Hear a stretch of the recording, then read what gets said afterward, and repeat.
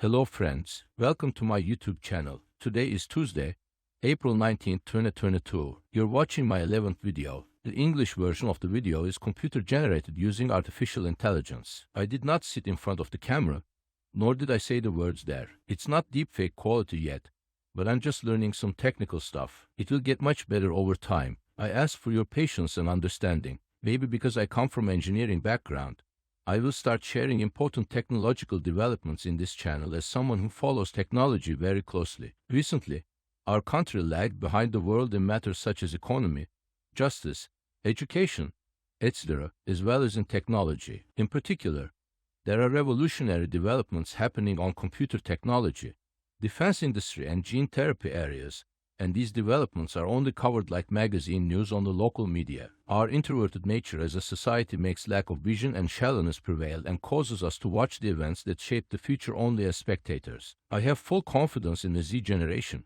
and the following generations that they will break away from the past indexed lifestyle and traditions and move to the mentality that will shape up the future. I hope I am not wrong. By the way, I curse the mentality that sees smartphones too much for young people and thinks dry bread enough for them. On the evening of May 4th Turkish time, the U.S. Central Bank will announce its interest rate decision. As a reaction to consumer inflation, which has climbed to 8.5%, an increase of 50, perhaps 75 basis points is expected. It will not be a surprise that the policy of tightening $95 billion per month will start without delay in May. On the other hand, there is nothing to be taken seriously when both Turkish economy minister and the central bank governor produce policies for image and perception purposes only. Food shortage in agricultural production is at our doorstep. Despite all these negativities, AKP is still the first party in the polls and manages to increase its vote. Invasion attempt of Ukraine by Russia continues and we are witnessing a different human drama every single day. Unfortunately,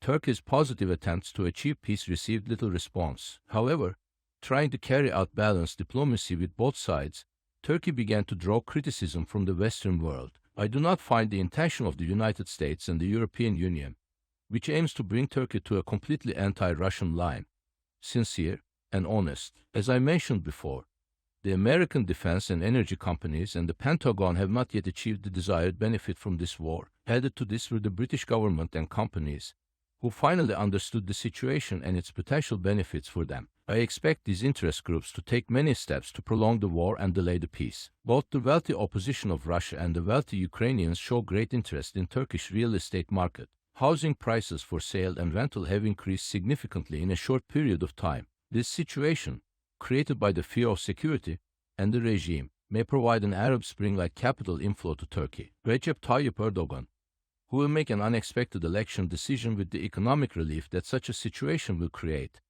will naturally be his party, namely AKP, that will emerge victorious from the election for another term.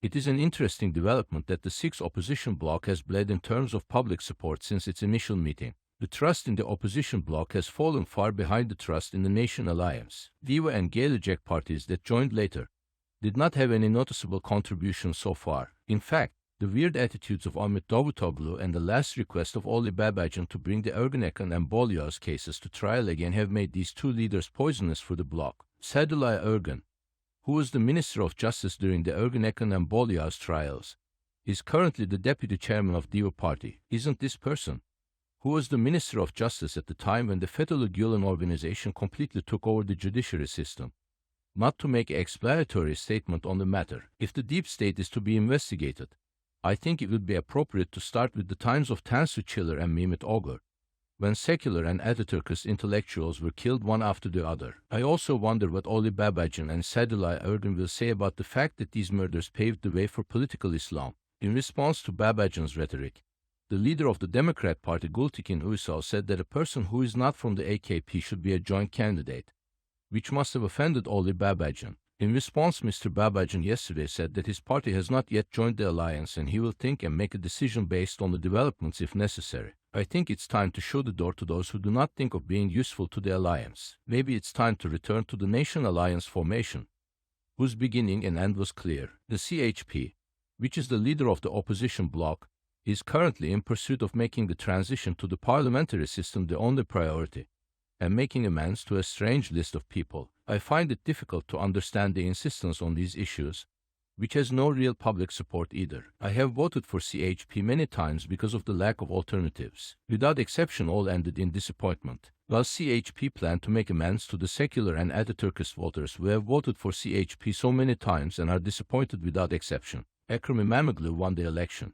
But the inconsistent and insincere image he displayed after the election showed that he did not deserve my vote. He is more or less okay as a mayor, but as a presidential candidate, he does not give a positive impression to me and to those who think like me. The fact that the USA and the European Union supporting İmamoğlu is another question mark. Those who came to power with such foreign support caused only harm to the country. The sad thing is that the İYİ Party started to look like CHP over time. By pointing out the 2019 local election results, some people try to pump hope to the opposition voters. These efforts are based on the assumption that AK Party did not learn anything from the 2019 election defeat. When we look at the past, the only political party that did not learn from its electoral defeats is the CHP. For example, Onursel Edigüzel, who is in charge of the system, which failed to count the votes in the 2018 general elections, is still in the same position. There is a suitable definition for those who repeat the same mistake and expect different results. I think it is appropriate time to remember this fact for everyone. People who prioritize their own personal agenda instead of making useful concrete suggestions for today's problems of the country